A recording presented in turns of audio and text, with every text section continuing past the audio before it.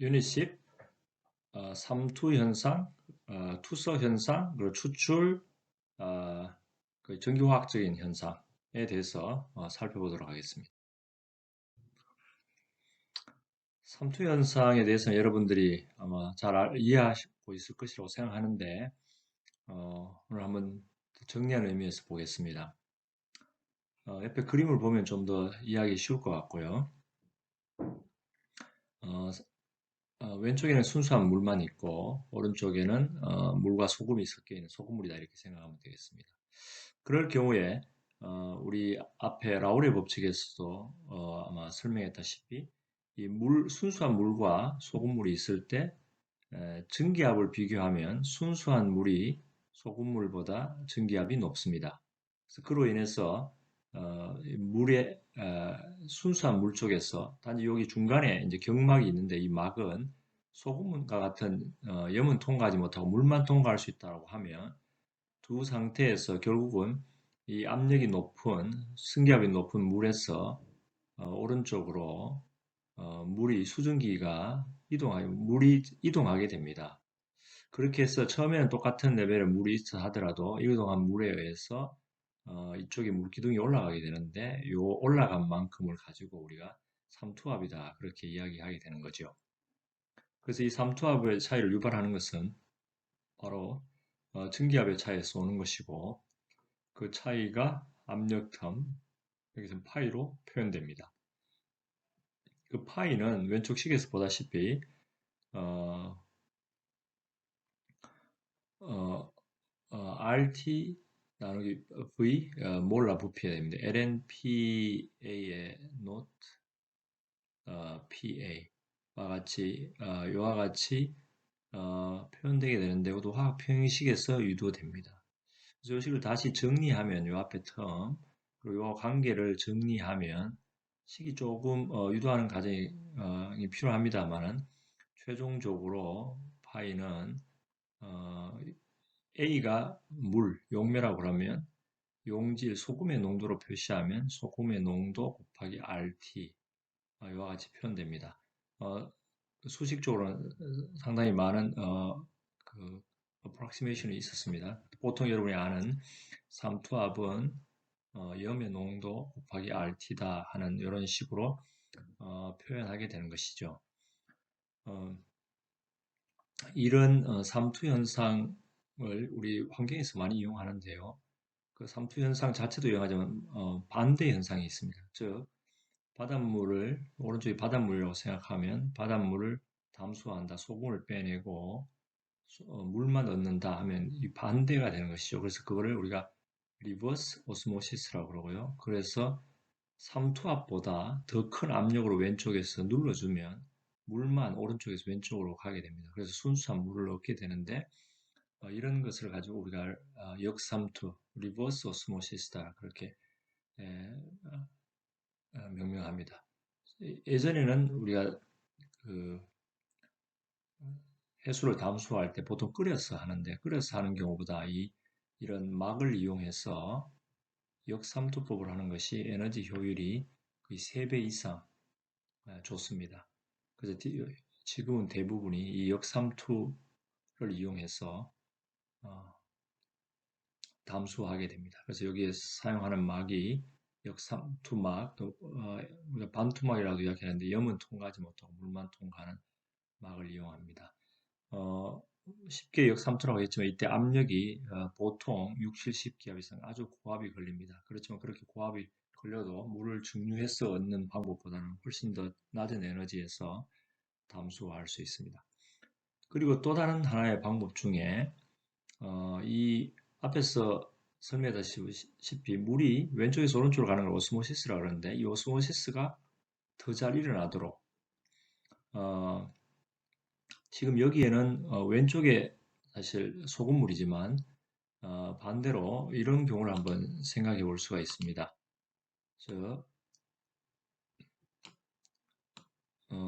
이 왼쪽에 소금물이 있었는데 바닷물이라고 생각해 봅시다. 바닷물이 있었는데 이걸 물을 하는 방법 중에 앞에서와 다르게 여기에는 이 바닷물보다 더 진한 어떤 물질이 들어가 있는, 예를 들어서 사용한 것 중에 예, 예를 들어서 설명하는 겁니다. 암모늄 카보네이트라는 염을 가지고 농도로 보면 이것이 훨씬 더 진하게 어, 여기 농도를 높입니다. 농도가 이쪽이 높으니까 바닷물일지라도 바닷물보다 이게 훨씬 더 진하면 물이 왼쪽에서 오른쪽으로 물을 뽑아낼 수 있습니다. 물을 추출해낸다 그렇게 보면 되겠죠. 그런 다음에 그러면 여기 수위가 낮아질 거고 이쪽에 수위가 올라가는 그래서 물을 뽑아내서 그런 거죠. 이 경우에 물을 뽑아낸 다음에 이 암모늄 카보네이트는 pH를 조절하고 조금 끓여주면 결국 이 염을 제거할 수 있습니다. 꼭 암모늄 카보네이트가 아니라 다른 물질을 통해서 여기에 삼투압을 여기에 염의 농도나 또는 삼투압이 압력을 오른쪽 편에 다른 물질을 넣어서 바닷물보다 더 진한 상태를 만든 다음에 물을 뽑아낸 다음에 이 물질을 제거해주면 순수한 물만 남게 되겠죠. 그런 방법으로 물을 또 뽑아내는 그걸 이제 우리가 forward osmosis다. 오스모시스인데 그거를 좀 더 잘 일어날 수 있도록 한다 하는 의미로 forward osmosis다. 그렇게 명명합니다. 그래서 이런 것들은 최근에 연구되고 있는 것이고 이때 넣어주는 물질을 무엇을 사용할 거냐 이 물질을 다시 물을 뽑아낸다고 제거해 줘야 되니까 현재 가장 어려움은 그 제거하는 것이 쉽지가 않습니다. 비용도 많이 들고 오히려. 그래서 여전히 실제 현장에서는 역삼투를 이용해서 해수 담수화를 많이 하고 있고 앞으로 장차 미래에 좀 더 새로운 방법이 없는가 해서 포워드 오스모시스라든지 이런 다른 방법들도 연구하고 있다. 그런 걸 말씀드릴 수 있겠습니다. 그리고 또 탄염하는 것 중에 어,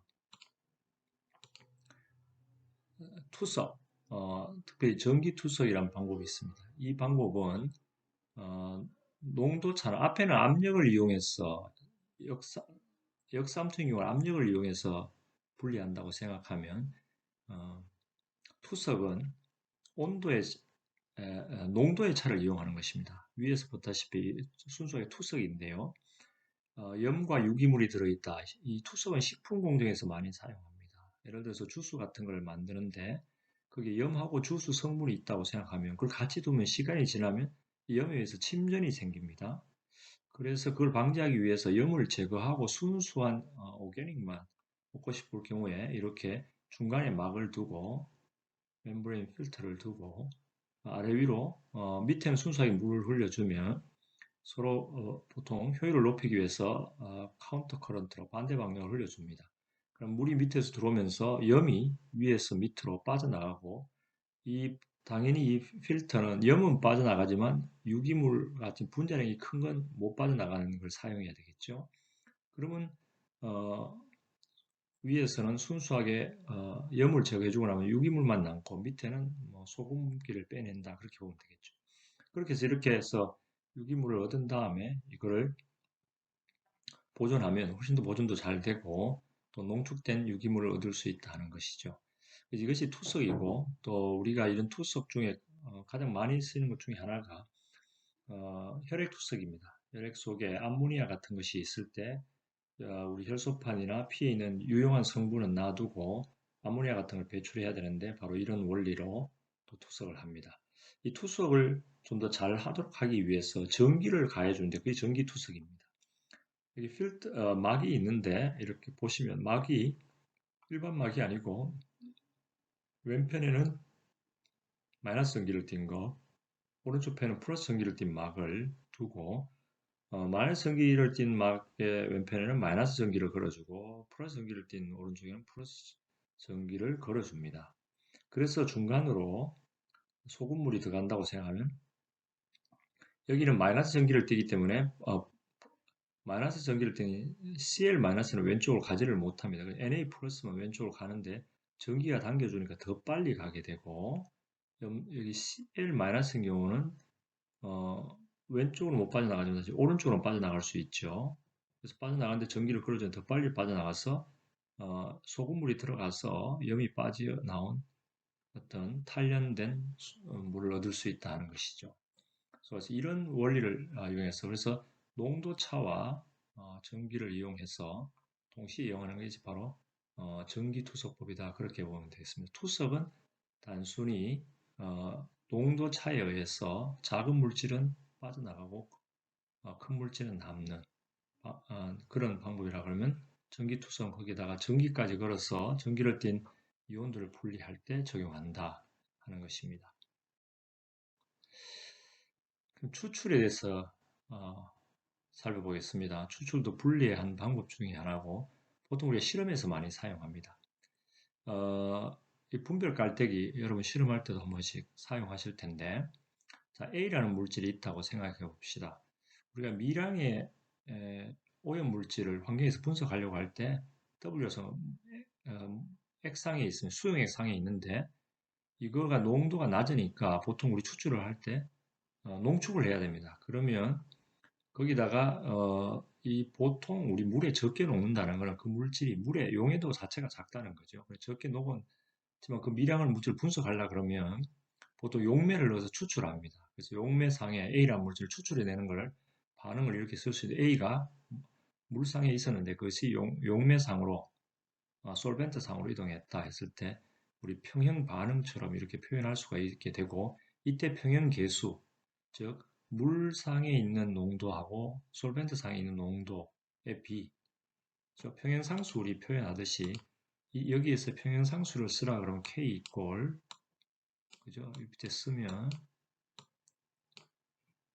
이 A라는 물질의 물상에서의 농도 분의 A라는 물질의 솔벤트상에서의 농도가 K 평행상수식이 되겠죠. 그래서 여기가 이제 밑에가 물상이라고 보면 물상에 있는 어떤 물질이 이놈이 섞으면 위가 솔벤트라고 하는 솔벤트에 대한 용해도가 더 크다. K 값이 1보다 더 크다는 말은 바로 어떤 물질이 수용액상보다 물에 더 잘 녹는다는 거죠. 그런 또 용매를 사용해야 추출하는 의미가 있겠죠. 그래서 여기에 농축하는 것입니다.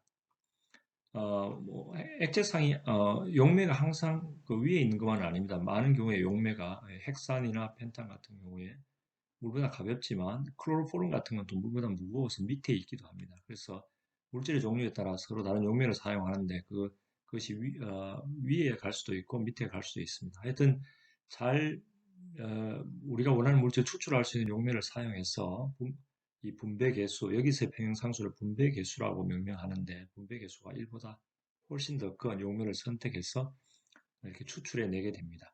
그래서 보통 우리가 분석에 이 방법을 사용하게 되는데 실험해 보면 이걸 몇 번 추출하라 20ml를 넣어서 3번 추출해서 수출하는 걸 얻으라 이렇게 보통은 가이드라인을 주는데 얼마만큼 추출하면 몇 번을 하면 우리가 뭐 99% 이상 추출하겠는가 사실 그런 건 중요하죠. 실험을 설계할 때 실험 방법을 명시할 때 그런 걸 다 사전에 계산해서 실험 방법을 제시하게 됩니다. 그 원리를 여기서 지금 설명하고 있습니다. 자, 평행상수 K는 앞에서 말했다시피 솔벤트 상에서의 어떤 A라는 물질의 농도와 수용액상의 농도의 물질이 됩니다. 이게 첫 번째 추출이 되겠죠. 그러면 그때 이제 농도를 각각 해보면 우리가 사용한 이 액체 수용액상에서 수용액 부피 분해 열심히 흔들어주고 난 다음에 남은 그것을 남아있는 A의 개수 또는 질량을 WM1이라고 합시다. 그럼 원래 섞기 전은 W0라고 하면 되겠죠. 그러면 이것이 이제 첫 번째 추출이 평형에 도달했을 때의 농도가 됩니다. 그러면 솔벤트 상에는 여기 남아있는 농도 빼기 원래 농도에다 남아있는 걸 뺀 만큼은 솔벤트 상으로 옮겨갔겠죠. 그러면 요 위에서 나누기 VS 하면 이게 솔벤트 상에서의 농도가 됩니다. 이것을 W1과 W0 간의 상관식으로 서로 정리를 해보면 W1 이퀄 W0에 VW 나누기 KVS 플러스 VW라는 식으로 정리가 됩니다. 자, 이것이 첫 번째 추출한 뒤의 현상이고요. 두 번째 추출하면 W2는 똑같은 원리로 W1이 W2가 되니까 W0는 W1이 되고 뒤에는 똑같이 됩니다. 이와 같은 식으로 하면 n번째는 Wn은 Wn-1 VW 나누기 뒤에는 똑같이 되죠. 그렇게 해놓고 지금 보면 왼쪽 변과 오른쪽 변을 다 구하게 되고 그래서 곱하면 결국 요 각각 텀은 같죠. 이렇게 계속 없어지게 되겠죠.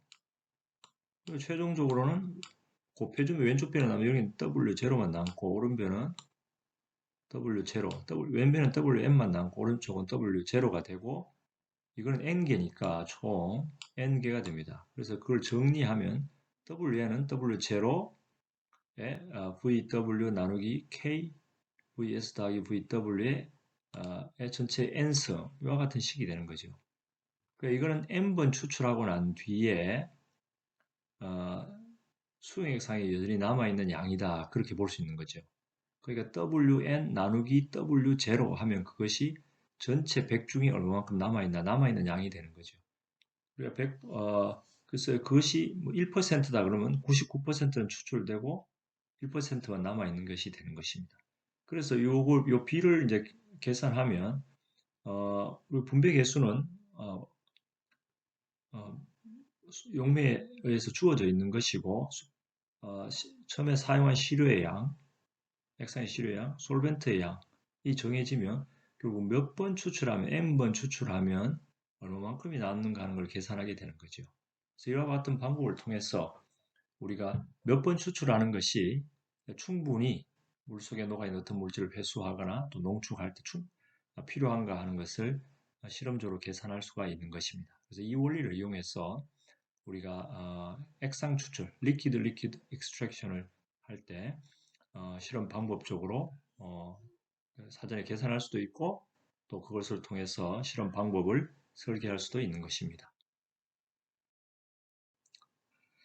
전기화학적 원리들에 대해서 좀 살펴보겠습니다. 전기화학적 원리는 어떤 물 속에서 우리가 다룬다고 생각하면 부식이 되거나 할 때 일어나는 원리를 이해하는 데 도움이 되고 또 전기화학적 원리를 이용해서는 분석할 때도 많이 사용합니다. 가장 중요한 거는 중요한 반응 중에 하나는 우리 전 챕터에서도 살펴보았다시피 전기화학에서의 어떤 산화환원 반응이 전기화학에서 가장 중요한 반응 중에 하나입니다. 용액상에서의 전류가 흐르는 것은 금속상에서의 전류가 흐르는 것과 좀 다릅니다. 먼저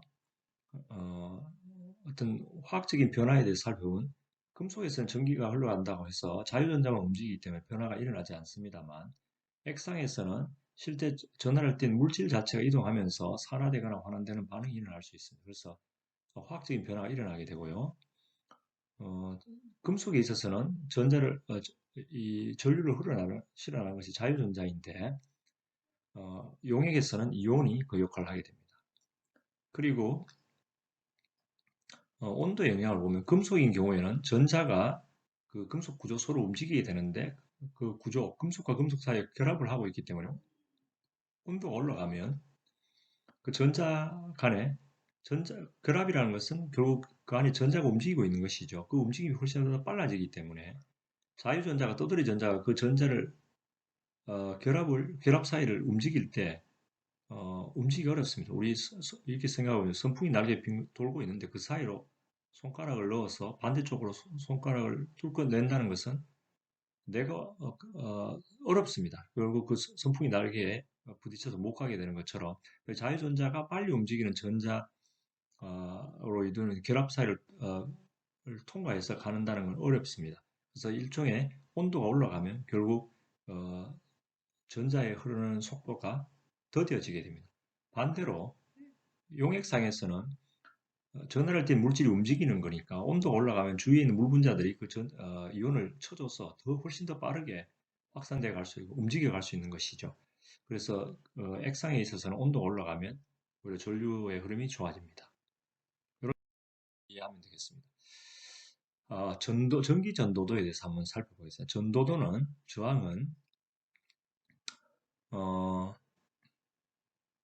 측정할 때 그 저항을 측정하는 전극이 있을 것입니다. 그럼 전극에 영향을 받게 되고 그리고 비저항에 영향을 받게 되는데 그래서 그 비저항이라는 것은 저항은 그 전극이 있다면 전극의 면적에는 반비례. 면적이 크면 전자를 잘 받을 수 있으니까 면적에는 반비례하고 거리가 멀어지면 저항은 길어지겠죠. 어, 금속을 통해서 흘러갈 때도 마찬가지고 액상을 통해서 흘러갈 때도 거리가 멀면 저항이 커지게 되고 그 전극의 면적이 크면 저항은 작아집니다. 그 비례 계수가 바로 로라고 표시하고 이것이 바로 비저항이라고 우리가 정의하게 됩니다. 이거의 역수가 비전도도가 되고요. 그 스페시픽 전도도 그걸 이제 컨덕티비티라고 하는데 로의 역수를 우리가 컨덕티비티 K라고 표시하게 되는데 그것은 단위로 보면 이 저항 의 단위 여기서 저항의 단위가 오메가고 이게 퍼센티미터니까 로의 단위가 보면 저항 곱하기 센티미터 이렇게 됩니다. 그래서 그거의 역수니까 저항분의 1의 퍼센티미터인데 저항분의 1이 오음분의 1이 지멘스가 됩니다. 그래서 컨덕티비티의 단위는 지멘스 퍼 센티미터 이렇게 되고요. 여기서 이제 우리가 그 컨덕티비티를 측정하는 컨덕티비티 메타가 있는데 그 전극을 이용해서 측정합니다. 그 경우에 측정 원리가 아주 간단합니다. 자, 우리가 가지고 있는 전극이 있다 그러면 원리는 다 이 원리에서 측정이 되는데 그 전극이 가진 고유한 특성, 여기서는 면적과 길이만 이야기했지만 실제 전극 표면에 뭐가 묻어 있다든지 해서 때가 끼었다든지 오염이 됐다 그러면 그것도 저항으로 나타납니다. 우리가 알고 싶은 로라는 건 순수한 액체의 저항을 알고 싶으니까 그놈을 제외한 나머지가 다 여기에 포함되어 있어야 되는데 그래서 그놈을 우리가 측정하는 전극 셀의 저항이다. C라고 표시하면 이름이 K분의 1이고, 그래서 C는 이름이 K분의 1이었으니까, 곱하면 C는 K 곱하기 R 이렇게 표시되는 것이고요. 그래서 우리가 표준 물질이 있다고 생각하면, 표준 물질인 경우에 밑에처럼 0.01몰의 KCl이다. 그러면 이 컨덕티비티가 딱 알고 있으면 아는 물질이니까 1411.8 마이크로 지멘 퍼 센티미터라는 컨덕티비티를 가집니다. 즉, 어, 내가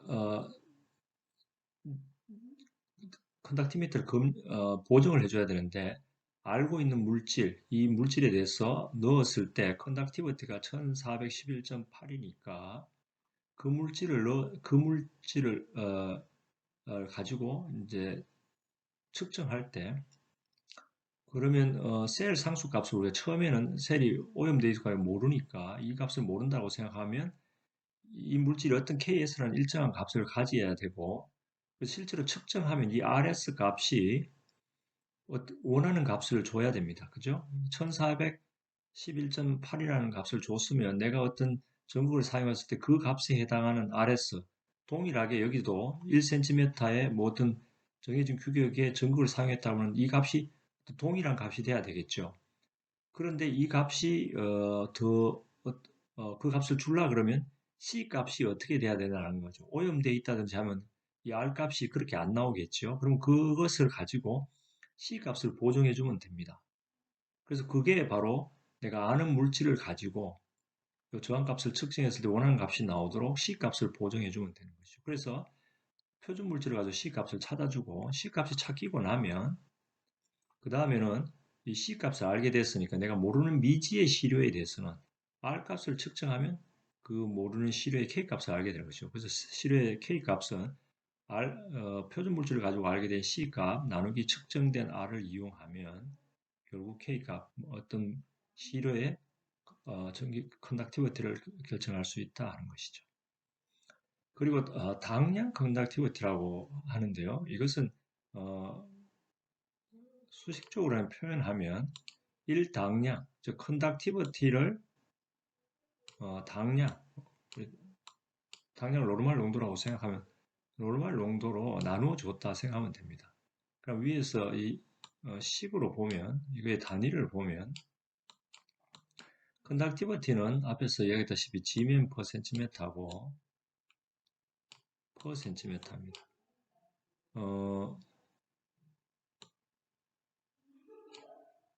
당량은 우리가 노르말 농도는 당량 per 리터가 되는 거죠. 그 위에 써주면 됩니다. 근데 이 리터는 얼마냐면 1000 ml니까 1000ml는 결국 세제곱이 됩니다. 그래서 요거하고 요거 없어지고 나면 2가 되고, 그래서 이 당량 컨덕티비티는 숫자로 배우면 결국 1000 곱하기 여기 1000 곱하기 요 넣으면 되는 거죠. 여기 1000이 나왔으니까 결국 우리가 지금 있는 단위를 그대로 당량을 사용한다 그러면 1000을 곱해주면, 그죠? 컨덕티비티에다가 노르말 농도 알아주는데 1000을 곱해주면 G면 스퀘어 센티미터 이퀴벌런트라는 값을 가지게 된다는 것이죠. 그래서 실제 용액에서는 양이온과 음이온이 또 같이 존재하니까 전체의 컨덕티브는 양이온이 가지는 당량 컨덕티비티 더하기 음이온이 가지는 당량 컨덕티비티를 계산하면 전체 염이 가지는 컨덕티비티, 당량 컨덕티비티를 계산할 수가 있는 것입니다. 전기 분해에 대해서 한번 보겠습니다. 여기 예로 염산용액이 있다고 생각했을 때 염산에다가 전기를 걸어줍니다. 전기를 걸어줬을 때 우리가 환원이 일어나는 쪽을 캐소드 음극이라 그러고 산화가 일어나는 쪽을 양극이라 그럽니다. 전기를 걸어주면 음극에서는 수소 이온이 전기를 받아서 이온을 받아서 수소 가스를 만들게 되고, 염소 이온은 산화되면서 전자를 내놓습니다. 그래서 이 전자가 다시 받아서 결국 전체 서킷을 그리면 이 전자를 수소가 받아서 수소 이온이 받아서 수소를 내놓게 되는 거죠. 그래서 음극 쪽에서는 수소 가스가 생기게 되고 양극 쪽에서는 Cl2 가스를 발생하게 됩니다. 그래서 우리가 보는 elementary charge는 한 개의 전자가 가지는 전하량, 그것은 1.602176634 19승 쿨롱, 전자 하나가 가지는 것이 그렇고요. 그럼 전자 1몰이 가지는 것은 얼마냐? 그럼 여기다 곱하기 뭐 하면 됩니까? 6.022 얼마 곱하기 10의 23승 개수를 곱해주면 되고, 그것이 바로 전자 1몰이 가지는 전하량, 그것을 우리가 뭐라고 합니까? 1페라데이라고 합니다. 그죠? 그래서 96485 쿨롱 포몰, 1몰의 전자가 가지는 전하량이다. 그렇게 표현하는 것이죠. 그래서 전류라는 것은 시간당 흘러가는 전하량이다. 그렇게 정의하게 됩니다. 그래서 1쿨롱은 1A의 전류가 1초 동안 흘러갈 때 그런 것을 1쿨롱이다. 1A는 1초 동안에 1쿨롱의 전하가 흘러가면 그것을 1A다. 뭐 그렇게 정의됩니다.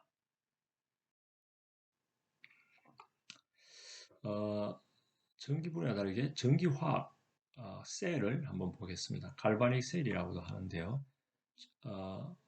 앞에는 전기분해는 전기를 가해줘서 화학 반응을 일으키는 것이고, 전기화학 셀은 화학 반응에 의해서 전기가 생성되는 것입니다. 반대인 거죠. 이런 것은 산화환원 반응과 관계가 있습니다. 자, 여기 금속의 순서를 쭉 나열했는데 여러분 아마 그 화학을 하면서 이미 다 했을 거라고 생각합니다. 왼쪽으로 갈수록 금속이 산화 포텐셜이 크고 오른쪽으로 갈수록 환원 포텐셜이 큽니다. 즉 왼쪽 편에 있는 금속이 오른쪽 편에 있는 금속보다 산화가 잘 된다는 것이죠. 즉 포타슘이 칼슘보다 전자를 내놓고 포타슘 플러스 1가가 되면서 전자를 더 잘 내놓는다, 그런 이야기가 되면 되겠습니다. 그래서 결국 두 금속이 섞여 있으면 왼쪽에 있는 금속이 항상 먼저 산화되고 오른쪽 금속은 환원된다, 그렇게 보면 되는 것입니다. 그래서 이렇게 산화 반응이 되면서 전기가 화학 반응에서 전기가 생기는 것을 일렉트로모티브 포스라고 그러고요. 이런 케미칼 반응에 의해서 전기가 생성됩니다. 지금같이 우리가 요즘 전기로 인한 전기차, 배터리 그런 것들이 다 이런 원리를 이용하는 것이고 뭐 미래 세대의 굉장히 중요한 에너지 이용 방법 중에 하나가 되겠습니다. 여기서도 깁스 프리 에너지는 어떻게 표현되느냐 하면 Z는 전하량이고요. 전하량에다가 페러데이 즉 1몰이 가진 전하량이죠. 1몰이 가진 전하량이고 거기에다가 전자가 이가짜리 하면 두 개가 나올 테니까 요 전체가 결국 화학 반응에서의 전체 전하량입니다. 그래서 전하량을 깁스 프리 에너지 그 반응에서 에너지로 나누어주면 그게 뭐가 되겠습니까? 그게 결국은 포텐셜이 됩니다. 즉 전하량 곱하기 포텐셜이 에너지니까 에너지를 전하량으로 나누어주면 포텐셜이 된다 하는 것이죠. 그래서 화학 반응에서 우리 깁스 프리 에너지를 지금 이렇게 썼을 때 화학 평행 반응을 쓰면 G 화학 원래 평행 반응에서는 G는 G0 플러스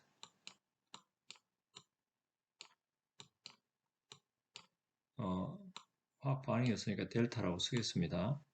그 몰이 있으니까 몰 RT ln Q였는데 양쪽에 지금 앞에 위에 있는 것처럼 에너지 통으로 전류 통으로 바꾸고 싶으면 여기에 이 값 대신에 마이너스 ZF가 양변에 다 나누어지면 이와 같은 일렉트로모티브 형태로 깁스불 에너지를 우리가 써줄 수 있게 되는 것입니다. 그래서 지금 이 보는 식은 거기에서 유도된 식입니다. 그리고 이 전기화학설에서 중요한 현상 중에 하나가 갈바닉 프로텍션이라는 현상이 있습니다. 캐토딕 프로텍션이라고 하는데요. 전극의 원리를 통해서 한번 설명하겠습니다. 아연과 철로 이루어진 전극이 있다 그러면 위에서 보기처럼 아연과 철을 보면 아연이 철보다 잘 산화됩니다. 그래서 아연은 산화되니까 아연 쪽에서 산화되니까 양극입니다. 아연 이가가 되면서 전자를 내놓게 되고요. 이 경우에 포텐셜은 0.763V입니다. 철은 그래서 이 전자를 받아서 환원되게 되는데 철로요. 철이온이 존재하면 그래서 네트로는 반응을 쏘면 징크는 징크 이가로 산화되면서 아연을 철은 철로 다시 환원되게 되고 이 값이 0.32입니다. 결국 그래서 이 반응은 이 양수니까 델타 G 값으로 보면 음수가 돼서 이 반응은 자발적으로 일어나게 되고요. 그래서 이런 반응이 어떤 의미를 지니느냐 하면 예를 들어서 우리가 많은 경우에 철관이 있습니다. 철관을 두면 흘러가는 물 중에 철보다 그죠? 우리가 철로 된 관이 있다면 철보다 더 산화력이 높은 어떤 물질이 있다고 생각하면 그거가 물이 흘러가는 동안에 정기적인 셀이 형성되는 것이고 그래서 철이 어떻게 되겠습니까? 철보다 어, 죄송합니다. 철보다 환원력이 큰 물질들이 만약 철관을 통해서 흘러간다고 하면 철이 어떻게 되겠습니까? 부식돼서 철 이온으로 반대로 용출돼 나오겠죠. 그것을 막기 위해서 이와 같이 만약 아연이 있었다 그러면 아연이 산화되면서 철은 철로 가만히 존재하게 하는 것이죠. 물론 거꾸로 물속에서 철이 스케일이 형성될 수도 있습니다. 그렇지만 철관 자체가 이런 반응을 통해서 녹는 걸 막아주는 거죠. 그래서 많은 경우에 이때 우리가 사용하는 것은 실제 현장에서는 이 막기 위해서 마그네슘을 많이 사용합니다. 마그네슘을 우리가 이 관로에 같이 넣어두면 마그네슘이 녹아나가면서 철이 부식되는 것을 막아줍니다. 그래서 이런 걸 가지고 우리가 갈바닉 프로텍션이라고 하게 되고요. 보통 설계할 때 뭐 10년 이상씩 관이 부식되지 않도록 충분한 양의 마그네슘을 넣어서 관들의 부식을 막아주게 설계하게 됩니다.